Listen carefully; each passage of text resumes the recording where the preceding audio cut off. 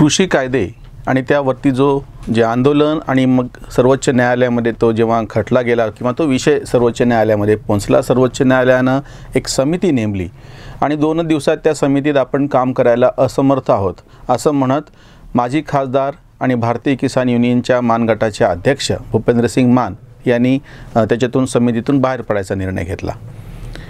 कालपर्यंत या समितीवर टीका करणारे जे सगळे पुरोगामी डावे त्या आंदोलनाचे समर्थक होते ते सगळे ह्या समितीतल्या 4 सदस्यांच्या नावानं खडे फोडत होते की हे कसे या कृषी कायद्याच्या बाजूचे आहेत, हे कसे खुल्या अर्थव्यवस्थेचे समर्थक आहेत आणि हे आंदोलनाचे विरोधकच आहेत।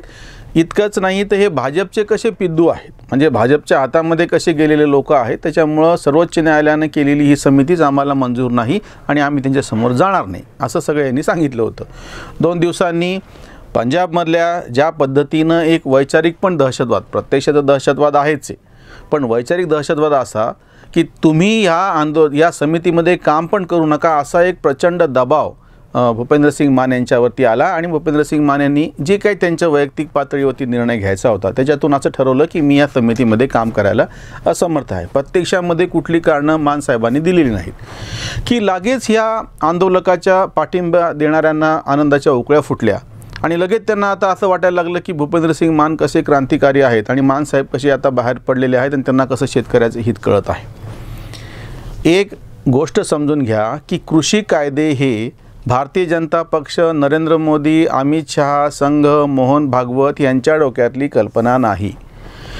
गेली 40 वर्ष भारतामध्ये जे शेतकरी आंदोलन शरद जोशींच्या नेतृत्वाखाली चाललं होतं त्या आंदोलनाने वारंवार सरकारी पातळीवरती केलेले 2 अहवाल, स्वतः शरद जोशी त्या समितीचे अध्यक्ष होते, त्याच्यानंतर प्रत्यक्ष आंदोलनामध्ये केलेली मागणी, शेतकरी संघटनेच्या विविध अधिवेशनातले ठराव, या सगळ्याचा परिपाक म्हणून किंवा त्याचा एक भाग म्हणून किंवा त्याला अनुकूल म्हणून अशी काही कलमं ह्या कायद्यामध्ये आहेत किंवा त्याप्रमाणे अनुषंगाने हे कायदे आहेत। म्हणजे हे कायदे ज्यांना ह्या कायद्याला विरोध करायचा आहे ते आणि ज्यांना ह्या कायद्याला पाठिंबा द्यायचा आहे ते, हे म्हणजे कसं आहे की जुनी जी व्यवस्था होती सरकारी नियोजनाची, नेहरू प्रणीत नियोजनाची व्यवस्था होती, त्याचे पाठिंबा देणारे म्हणजे जे आजच्या आंदोलनाला पाठिंबा देणारे ते सगळे घटक आणि त्याला विरोध करणारे म्हणजे कोण की जे खुल्या व्यवस्थेचे समर्थक होते, ज्यांनी बाजाराचं स्वातंत्र्य मागितलं, ज्यांनी तंत्रज्ञानाचं स्वातंत्र्य मागितलं।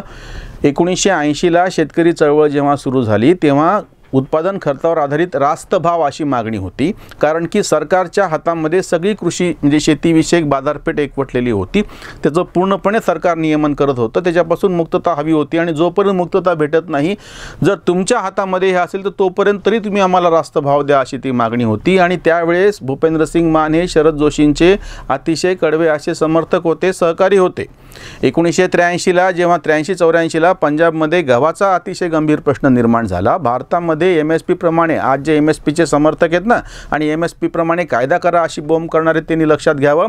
स्वतः भूपेंद्रसिंग मान यांनी पंजाबमधल्या शेतकऱ्यांमध्ये प्रचंड अस्वस्थता तेव्हा होती, 83-84ची गोष्ट आहे, म्हणजे एकीकडे खलिस्तानवाद्यांच्या कारवाया चालू होत्या आणि त्यावेळी तिथला शेतकरी अस्वस्थ का होता, MSP प्रमाणे सरकारी खरेदी जी होती ती अन्याय करणारी आहे, जो भाव मिळतो तो अतिशय कमी आहे, जागतिक बाजारपेठेत भाव जास्त आहे, इतकंच नाही तर बाजूच्या पाकिस्तानमध्ये भाव जास्त आहे, म्हणजे आम्ही इथल्या आमच्या सरकारला गहू विकण्याच्या पेक्षा आम्ही पाकिस्तानला आमचा गहू विकू, इतकी टोकाची भूमिका तेव्हा घेतली होती। तेव्हा आंदोलन झालं होतं, राजभवनाला घेराव घातला होता। याच भूपेंद्रसिंग मान यांनी तेव्हा शरद जोशींना महाराष्ट्रातून बोलून घेतलं, या आंदोलनाचं नेतृत्व करायला सांगितलं, याची मांडणी वैचारिक मांडणी करायला सांगितली। आंदोलनाला त्या राजभवनाला घेराव घातल्याच्या नंतर जेव्हा सरकारने त्यांच्यावरती कायदेशीर कारवाई केली आणि सगळ्या आंदोलकांना उचकून तुरुंगात टाकलं, तेव्हा आडमुठपणा न करता भूपेंद्रसिंग मान, शरद जोशींचे महाराष्ट्रातले सहकारी, त्यांचे पंजाबमधले हजारो सहकारी या सगळ्यांना तुरुंगात टाकलं होतं। तेव्हा ते असं नाही म्हणले की आम्ही तुरुंगात जाणार नाही किंवा हे करणार नाही। आताचे आंदोलक 50 दिवसापासून बसलेले, त्यांच्यावरती कुठलीही कायदेशीर कारवाई केली गेलेली नाही किंवा शाहीनबागचं आंदोलन 100 दिवस चाललं पण त्यांना कुणीही उचलून तुरुंगात टाकलेलं नाही। पण तेव्हा मात्र जेव्हा शेतकरी तुरुंगात गेले, कारण की ते शेतकरी रस्त्यावर बसलेले होते आणि भूपेंद्रसिंग मान त्यांच्यामध्ये होते, त्यावेळेस भूमिका काय होती, सरकारने MSP प्रमाणे जी गव्हाची खरेदी चालवलेली आहे ती अन्यायकारक आहे। हेच भूपेंद्रसिंग मान 1990ला विश्वनाथ प्रताप सिंग पंतप्रधान झाले तेव्हा राज्यसभेवरती खासदार झाले। कशामुळे खासदार झाले शरद जोशी यांच्या शेतकरी चळवळीला 2 जागा आम्ही राज्यसभेवरती तुम्हाला देऊ, तुमचे 2 अनुयायी सांगा. त्याच्यानंतर एक प्रकाश आंबेडकर आणि दुसरे भूपेंद्र सिंग मान. मागच्या व्हिडिओमध्ये पण आपण तो विषय घेतला होता. हे भूपेंद्र सिंग मान 2008 मध्ये सरकारी खरेदी ही अपुरी आहे, आम्हाला ह्याच्यापेक्षा जे खाजगी व्यापारी आहेत त्यांना खरेदीला परवानगी द्या, असं एक मोर्चा त्यांनी काढलेला होता शरद जोशींच्या नेतृत्वाखाली. म्हणजे हे जे सगळं आंदोलन भारतीय किसान युनियनचं चालू होतं उत्तर भारतामध्ये, त्यासाठी त्याचं नेतृत्व करण्यासाठी शरद जोशींना महाराष्ट्रातून बोलून घेतलं गेलं. किसान कोऑर्डिनेशन कमिटी KCC म्हणजे किसान समन्वय समिती देशभरच्या शेतकरी संघटनांची, त्याच्यामध्ये स्वतः यांची भारतीय किसान युनियन सहभागी होती, भूपेंद्र सिंग मान यांची. म्हणजे आत्तापर्यंत गेली 35 वर्ष शरद जोशी हयात होते तोपर्यंत आणि आत्तापर्यंत हे भूपेंद्र सिंग मान नेहरू प्रणीत नियोजनाची जी अर्थव्यवस्था होती, जी नियोजनाची बाजार व्यवस्था होती, त्या सगळ्याच्या विरोधामध्ये शेतकऱ्यांना घेऊन आंदोलन करत होते आणि ते आंदोलन करत होते म्हणून त्यांना शेतकरी पाठिंबा देत होते.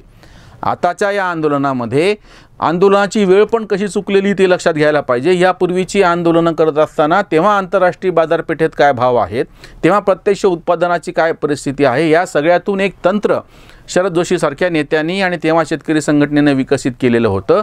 आता परिस्थिती नेमकी उलटी आहे. हे आंदोलन डाव्यांच्या ताब्यामध्ये गेलेलं आहे की ज्यांना कामगारांचे, मजुरांचे, सरकारी कर्मचाऱ्यांचे आणि हमाल मापाड्यांचे संप करायची सवय आहे. शेतकरी हा कामगार नाही, शेतकरी हा मजूर नाही, शेतकरी हा सरकारी कर्मचारी नाही, शेतकरी स्वतः उत्पादक आहे. त्याचं आंदोलन करत असताना वेगळ्या पद्धतीनं करावं लागतं. उत्पादकाचे आंदोलनं जे तुमच्याकडे काम करणारे मजूर आहेत, हमाल आहेत, मापाडी आहेत, सरकारी कर्मचारी आहेत, संघटित कर्मचारी आहेत, बँक कर्मचारी आहेत, ह्यांच्या आंदोलनासारखं करता येत नाही. हे डाव्यांना कधी कळलेलं नाही, पण उलट म्हणूनच त्यांना कधी शेतकऱ्यांचा पाठिंबा भेटला नाही. भूपेंद्र सिंग मान यांच्यासारख्यांना आता हे कळायला पाहिजे होतं की आत्ताचं जे आंदोलन चालू आहे ते आंदोलन नेहरू प्रणीत समाजवादी व्यवस्थेला भक्कम करणारं आंदोलन आहे, सरकारशाही बळकट करणारं आंदोलन आहे. आणि अशा नीतीमुळंच शेतकऱ्याला आजपर्यंत भाव भेटत नव्हता असं तुम्ही म्हणत होतात. आणि आता तुम्ही अचानक जेव्हा तुमच्यावरती दबाव आला आणि कुठलीही वैयक्तिक म्हणजे वैचारिक कारणं न देता भूपेंद्र सिंग मान यांनी समितीमधून बाहेर पडण्याचा एक तोटा उलटा असा आहे, ते जर समितीत राहिले असते आणि असं समजा की ह्या सगळ्या आंदोलनकर्त्यांना त्यांचा जो विषय मांडायचा आहे तो ते भूपेंद्र सिंग मान यांच्यावरती तशा अर्थाने दबाव टाकून तो विषय मांडू शकले असते. आणि हे सगळे लोक मिळून म्हणजे हे आंदोलनकर्ते आणि भूपेंद्र सिंग मान हे मिळून बाकीचे सदस्य समितीतले इतर 3 सदस्य आणि सर्वोच्च न्यायालय यांच्यापर्यंत आमचा विषय कसा बरोबर हे पोहोचू शकले असते. हे जर बाहेर पडत असतील तर त्याचा एक चांगला फायदा सरकारला झालेला आहे ना. आपोआपच म्हणजे तुम्ही त्या म्हणजे न्यायालयाची एक फार साधी गोष्ट असते, जे 2 पक्ष असतात, ज्यांनी आरोप केला तो आणि ज्याच्यावर आरोप केला तो, हे 2 जेव्हा आरोपी आणि फिर्यादी जेव्हा ती प्रत्यक्ष न्यायालयामध्ये दोन्ही बाजू जेव्हा समोर येतात तेव्हा त्यांचं म्हणणं ऐकून घेतल्याच्या नंतर न्यायाधीश कायद्याप्रमाणे निकाल देतात. जर त्याच्यातला एक पक्ष गैरहजर राहिला तर त्याचा अर्थ असा निघतो की न्यायाधीशांनी किंवा न्यायालयाने असं गृहीत धरलेलं असतं की त्याला इथून मिळणाऱ्या न्यायाशी देणं घेणं नाही किंवा त्याला ते मंजूर नाही, म्हणून त्याच्या अनुपस्थितीमध्ये जो पक्ष हजर आहे त्याच्या बाजूने एकतर्फी निकाल लागण्याची जास्त शक्यता असते. जर आता आम्ही ह्या समितीसमोर जाणारच नाहीत किंवा ह्यांनी दबाव टाकून भूपेंद्र सिंग मान यांना त्याच्यातून म्हणजे बाजूला व्हायला भाग पाडलेला असेल तर उलटा हा सगळ्यात मोठा तोटा करून घेतला गेलेला आहे. आता जी समिती आहे ती समिती जो काही अहवाल देईल तो अहवालसुद्धा म्हणजे सर्वोच्च न्यायालयाने त्यांच्या मदतीसाठी म्हणून ही समिती नेमलेली आहे. या समितीचा अहवाल म्हणजे शेतकऱ्यांशी बोलाचाली करून तो विषय समजून घेऊन त्यांनी काहीतरी एक अहवाल मांडावा आणि त्याचा आधार घेऊन त्याच्याप्रमाणे या न्यायाधीशांनी आपल्या निर्णयामध्ये त्याचा उपयोग करता यावा असं होतं. ह्या समितीमधून बाहेर पडणे ह्याचा उलटा अर्थ असा होतो की तुम्ही आपणहून एक कोलीत न्यायालयाच्या हातामध्ये दिलेलं आहे, तुम्ही आपणहून एक कोलीत सरकारच्या हातामध्ये दिलेलं आहे. तुम्हाला सरकारशी बोलणी करायची नाही, तुम्हाला त्या ह्याच्या समितीच्या समोर जायचं नाही, तुम्हाला सर्वोच्च न्यायालयातच यायचं नाही. ह्या आंदोलनाचे नेत्यांनी जी भूमिका घेतलेली होती की आम्हाला न्यायालयातच यायचं नाही, ही भूमिका त्यांच्या आंदोलनासाठी घातक आहे. अजून एक परिस्थिती गंभीर अशी झाली की जी खरं तर भूपेंद्र सिंग मान सारख्यांना चांगली कळत होती. आत्ता जी गव्हाची खरेदी झालेली आहे MSP प्रमाणे ती मध्य प्रदेश आणि बिहार आणि इतर ठिकाणाहून झालेली आहे. हे जे आंदोलनकर्ते पंजाबचे शेतकरी आहेत हे जेव्हा उठतील आणि आपल्या गावामध्ये जातील, शेतामध्ये जातील, यांचा जो गहू पडलेला आहे तो गहू आता कोण खरेदी करणार? सरकारी MSP प्रमाणे मिनिमम सपोर्ट प्राईस प्रमाणे जर सरकार खरेदी करणार असेल तर ते आता सरकारची क्षमता जवळपास संपून गेलेली आहे.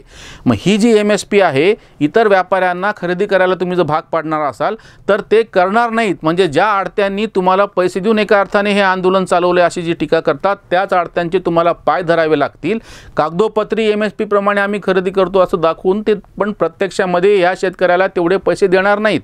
आता गंभीर समस्या अशी आहे. आणि हेच गहू निर्यात करायचे म्हणलं तर आंतरराष्ट्रीय बाजारपेठेमध्ये पण भाव पडलेले आहेत. म्हणजे तुम्ही अतिशय चुकीच्या वेळी, म्हणजे दुष्काळात 13वा महिना म्हणतात, त्याच्यातलं परिस्थिती झाली की आंदोलन करण्याची अतिशय चूक वेळ निवडली गेलेली आहे. खरं तर भूपेंद्रसिंग मान यांच्यावरती ह्या सगळ्या आंदोलनकर्त्यांनी दबाव टाकून असं म्हणायला पाहिजे होतं, म्हणजे खरं तर ही समिती नेमायच्या आधीच, की सरकारबरोबर चर्चा करत असताना MSP प्रमाणे तुम्ही आमचा गहू खरेदी करा ह्याचं आश्वासन आणि कृषी उत्पन्न बाजार खरेदी बरखास्त करू नका ह्याचं एक लेखी खात्री, ह्या 2 गोष्टी जर झाल्या असत्या आणि आंदोलन संपलं असतं तर शेतकऱ्यांचा काही अंशी फायदा झाला असता. कारण की त्यांचा जो काही गहू आहे तो जसा कसा आहे काही ना काहीतरी किमतीला विकला गेला असता. आता गंभीर समस्या अशी निर्माण होणार आहे. 1-2 महिने आंदोलन रखडलेलं आहे. जर त्या समितीमधून असं कोणाला बाहेर काढून टाकलं तर सर्वोच्च न्यायालय त्याच्यावरती चूक, म्हणजे ह्यांच्या दृष्टीनं अतिशय विपरीत असे त्याच्यावरती निर्णय घेईल. आणि त्या दृष्टीनं त्यांनी घेतलेला निर्णय हा आत्ताच्या शेतकऱ्यांवरती, तो निर्णय कसाही असो, कायदे तर बरखास्त होऊ शकत नाहीत कारण की संसदेने केलेले कायदे आहेत, पण तोपर्यंत कालहरण झालं असेल, वेळ निघून गेलेला असेल आणि मग ह्या शेतकऱ्यांचा गहू आणि तांदूळ त्या ठिकाणी सडत बसेल. आणि तेव्हा हे आंदोलन करते, हे जे सगळे डावेत ना, योगेंद्र यादव आणि बाकी सगळे लोक किंवा हनन मौला किंवा दर्शन पाल, हे सगळे जे नेते आहेत, यांना नंतर लक्षात असं येईल किंवा शेतकऱ्यांच्या असं लक्षात येईल की ह्यांच्या आंदोलनामुळे आपलं प्रचंड नुकसान झालं. जसं की आपल्या महाराष्ट्रामधलं उदाहरण आहे की सूतगिरण्यांचं जे आंदोलन होतं त्याच्यावरती दत्ता सामंतांनी तो संप इतका लांबवला की शेवटी त्या गिरण्या, सगळ्या सूतगिरण्या बंद पडल्या. कामगार देशोधडीला लागले. ते मालक तर उलटं खुश झाले कारण की त्यांना त्यांच्या जमिनी विकता आल्या. कामगार एकदा कारखाना बंद पडल्याच्या नंतर टाळेबंदी लागली, याचा फायदा काहीच झाला नाही. कामगार चळवळ, त्या गारला सिंगल इन्व्हर्टर कामा करून सगळा पूर्णपणे कामगारच संपून गेला त्या दत्ता सामंतांच्या कामगार चळवळीमध्ये. तसं आता हे जे काय आंदोलन चालवतं आहे ह्याच्यातून हे शेतकऱ्यांचं सगळं आंदोलन गार करून टाकतील, शेतकरीच गार करून टाकतील पंजाबमधला. बाकीच्या शेतकऱ्यांनी याचा फायदा घेतला आणि आपला गहू मध्य प्रदेश आणि त्या ठिकाणी बिहारमधल्या किंवा उत्तर प्रदेशमधला बराच मोठा गहू MSP प्रमाणे शासनाच्या त्या गोदामामध्ये जाऊन पडलेला आहे. ही गोष्ट भूपेंद्रसिंग मान यांच्यासारख्यांना कळत होती, पण त्यांनी ती समजून घेतली नाही आणि यांच्या दबावामध्ये येऊन समितीमधून बाहेर पडण्याचा निर्णय घेतला. हा निर्णय आंदोलनाच्यासाठी दुर्दैवी आहे हे त्यांच्या लक्षात नंतर येईल आणि जेव्हा येईल तोपर्यंत वेळ गेलेली असेल. म्हणून आता असं म्हणावं लागतं, मान न मान भूपेंद्रसिंग मान.